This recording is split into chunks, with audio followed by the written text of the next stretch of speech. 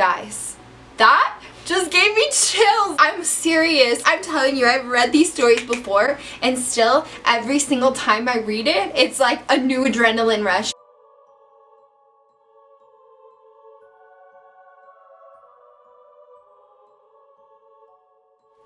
Hey guys, what is up? Welcome back to Light from Mars.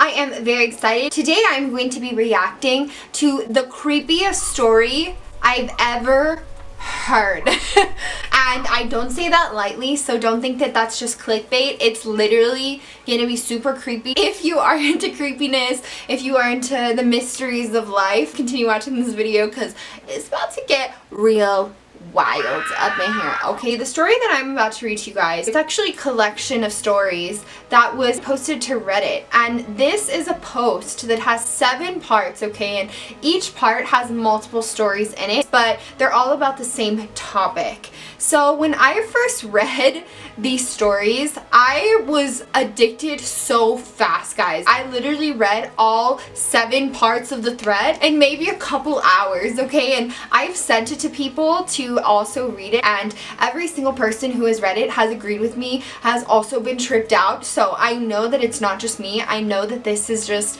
an absolutely insane story. I don't even know how to hype it up anymore, guys. Like, I just have to read it to you because the story tells itself, okay? Like, we're just gonna get right into it. For today, I think I'm gonna just be reading part 1 and part 2 of this, maybe, depending on how long it takes, I guess. And then if you guys like this video, I'll continue on to the other parts because it just gets more creepy with time. So if you guys do like this video, please make sure to give it a big thumbs up and comment below telling me that you want to hear the other stories, because I'm sure you're gonna want to hear more after you hear all the craziness that is in store for you. So without further ado, the title of the series of posts on Reddit is "I'm a search and rescue officer for the U.S. Forest Service. I have some stories to tell." This is basically a collection of stories from this guy who was a search and rescue officer for the U.S. Forest Service, which, if you guys don't know, basically those people go and look for people that get lost in national parks and national forests, things like that, in dense wilderness, which it happens a lot. And so we're just gonna get right into that, okay? So I'm just gonna start reading because he's gonna explain everything. I wasn't sure where else to post these stories, so I figured I'd share them here. I've been a search and rescue officer for a few years now, and along the way I've seen some things that I think you guys will be interested in. So now I'm gonna get into the stories. This is where it starts to get bonkers. I have a pretty good track record for finding missing people. Most of the time, they just wander off the path or slip down a small cliff, and they can't find their way back. The majority of them have heard the old stay where you are thing, and they don't wander far. But I've had 2 cases where that didn't happen. Both bother me a lot, and I use them as motivation to search even harder on the missing persons cases I get called on. The first was a little boy who was out berry picking with his parents. Guys, I just want to say, berries are very weird. I have heard a lot of stories about people going missing involving berries. The first was a little boy who was out berry picking with his parents. He and his sister were together, and both of them went missing around the same time. Their parents lost sight of them for a few seconds, and in that time, both the kids apparently wandered off. When their parents couldn't find them, they called us, aka the search and rescue people, and we came out to search the area. We found the daughter pretty quickly, and when we asked where her brother was, she told us that he'd been taken away by the bear man. What is that? She said that he gave her berries. What did I tell you guys about the berries? Beware of the berries. She said that he gave her berries and told her to stay quiet, that he wanted to play with her brother for a while. The last she saw of her brother, he was riding on the shoulders of the bear man and seemed calm. Of course, our first thought was abduction, but we never found a trace of another human being in that area. The little girl was also insistent that he wasn't a normal man, but that he was tall and covered in hair, quote, like a bear, and that he had a, quote, weird face. We searched the area for weeks. It was one of the longest calls I've ever been on, but we never found a single trace of that kid. I don't know, guys. It's a pretty weird story. I mean, like, can you imagine what that little girl is going to take into her future? She's going to be an adult and just think back to when she saw a literal Bigfoot just carry off her brother forever. Like, that is traumatizing. That is awful. That's horrible. The other one, so the other call that really bothered him, the other was a young woman who was out hiking with her mom and grandma. According to the mother, her daughter had climbed up a tree to get a better view of the forest, and she'd never come back down. They waited at the base of the tree for hours, calling her name before they called for help. Again, we searched everywhere, and we never found a trace of her. I have no idea where she could have possibly gone, because neither her mother or grandma ever saw her come down. Guys, that just gave me chills. I'm serious. Like, I'm telling you, I've read these stories before, and still, every single time I read it, it's like a new adrenaline rush. These stories are just so insane. So this little girl climbed a tree and disappeared forever. How do you even explain that? They're standing at the base of the tree. I'm pretty sure they would notice if the child had come down. And I highly doubt that a child would be able to like swing from one tree to the other. You know, obviously I don't think that a child would be able to do that, but I mean, I guess you never know. I don't know. What do you guys think? Those are already some crazy stories, but that is just the beginning. So I'm gonna get out to some more. A few times I've been out on my own searching with a canine, and they've tried to lead me straight up cliffs. Not hills, not even rock faces. Straight, sheer cliffs with no possible handholds. It's always baffling, and in those cases, we usually find the person on the other side of the cliff or miles away from where the canine has led us. I'm sure there's an explanation, but it's sort of strange. That's definitely weird. Alright, let's go to the next one. I was teamed up with another search and rescue officer because we'd received reports of bears in the area. We were looking for a guy who hadn't come home from a climbing trip when he was supposed to, and we ended up having to do some serious climbing to get to where we figured he'd be. We found him trapped in a small crevice with a broken leg. It was not pleasant. He'd been there for almost 2 days, and his leg was very obviously infected. We were able to get him into a chopper, and I heard one of the EMTs say that the guy was absolutely inconsolable. He kept talking about how he'd been doing fine, and when he'd gotten to the top, a man had been there. He said the guy had no climbing equipment, and he was wearing a parka and ski pants. He walked up to the guy, and when the guy turned around, he said he had no face. No face, guys. It was just blank.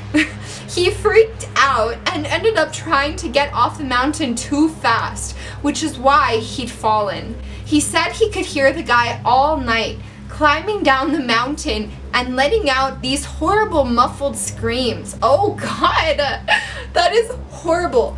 That story bothered the hell out of me. I'm glad I wasn't there to hear it. Oh my God, that is like, all I'm saying is we don't know what's going on out there in the wilderness, and you know I love nature and I stand nature hard, but I mean, you know, she's got some powers that we just don't know about. That's all I'm gonna say. Next story. One of the scariest things I've ever had happen to me involved the search for a young woman who'd gotten separated from her hiking group. We were out until late at night because the dogs had picked up her scent. When we found her, she was curled up under a large rotten log. She was missing her shoes and pack, and she was clearly in shock. She didn't have any injuries, and we were able to get her to walk back with us to base ops. She kept looking back behind us and asking why the man with black eyes was following us. Guys, who's seen my last video?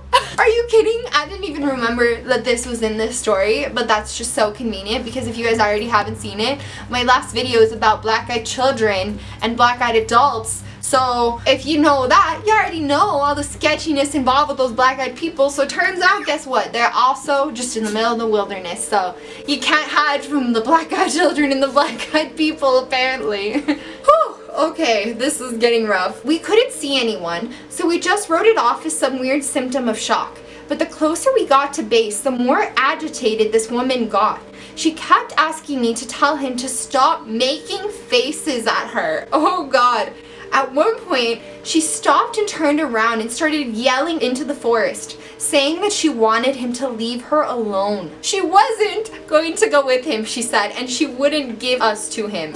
Okay, so she wasn't going to go with him, and she also was not going to give those other people to him. Well, that's good. At least she's a good person.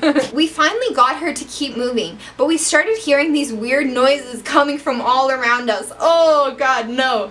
It was almost like coughing, but more rhythmic and deeper. Oh God, that sounds horrible. It was almost insect-like. I don't really know how else to describe it. Okay, well, I'm horrified. When we were within sight of base ops, the woman turns to me and her eyes are about as wide as I could imagine a human could open them. She touches my shoulder and says, "He says to tell you to speed up. He doesn't like looking at the scar on your neck." I have a very small scar on the base of my neck, but it's mostly hidden under my collar, and I have no idea how this woman saw it. I don't think she saw it. Right after she says it, I hear that weird coughing right in my ear. Oh my God, guys, like I'm literally... And I just about jumped out of my skin. Right, can relate. I hustled her to ops, trying not to show how freaked out I was, but I have to say I was really happy when we left the area that night. I bet. Okay guys, this is the last story of this first part of the post, so if you guys like this video, like I said, please give it a big thumbs up and comment and let me know if you guys want to hear more of this story. This is the last one I'll tell, and it's probably the weirdest story I have. Ooh, it's about to get weirder? No. Now, I don't know if this is true in every search and rescue unit, but in mine, it's sort of an unspoken regular thing we run into. You can try asking about it with other search and rescue officers, but even if they know what you're talking about, they probably won't say anything about it. We've been told not to talk about it by our superiors, and at this point, we've all gotten so used to it that it doesn't even seem weird anymore. On just about every case where we're really far into the wilderness, I'm talking 30 or 40 miles, at some point we'll find a staircase in the middle of the woods. It's almost like if you took the stairs in your house, cut them out, and put them in the forest. I asked about it the first time I saw some, and the other officer just told me not to worry about it, that it was normal. Everyone I asked said the same thing. I wanted to go check them out, but I was told very emphatically that I should never go near any of them. I just sort of ignore them now when I run into them because it happens so frequently. I have a lot more stories to tell, and I suppose if anyone's interested, I'll tell some of them tomorrow. If anyone has any theories about the stairs, or if you've seen them too, let me know. Okay guys, that is the end of part 1, and I'm just letting you guys know right now, these stairs mean business. You guys do not even know what is coming with these stairs, and I don't want to ruin it for you, but let's just say if you ever imagined that you could be afraid of stairs up until this point, prepare yourself to be afraid of stairs, okay? Because if it's not weird enough to see a random pair of stairs that look like they were cut and pasted from your house in the middle of the forest, in the middle of nowhere for no reason, with, you know, no house or any other surrounding structure, I mean, you know, I guess you can draw your own conclusions there about what the reason for that is. But if you want to hear more about that, you're just gonna have to wait till we go on to part 2. Anyway, thank you guys so much for joining me for this episode. I think it was very fun, kind of funny, very spooky, cringy, creepy, horrifying, etc. I think I'm gonna be making a lot more videos more often now, so just, you know, be prepared to see lots of my face and a lot more crazy things. So yeah, if you guys like this video, I'm gonna say it one more time, make sure you give it a like if you haven't already, and I mean if you haven't already, like, what are you doing? Please. Anyway, give it a like. Let me know in the comments below what you guys thought of these stories. What do you think? Do you have any actual logical explanation for any of these stories that we've heard so far? What do you think is going on? And I know you guys don't know that much yet, but what do you think of just these stories? I would love to hear what you guys have to say. Whenever I show people this series, I literally like always have to follow up to hear what they have to say about it, because it's just one of those things that you can definitely not talk to everyone about, if you know what I mean. Anyway, I hope you guys have a great rest of your day. I had so much fun today, and I will see you on the next one. Bye!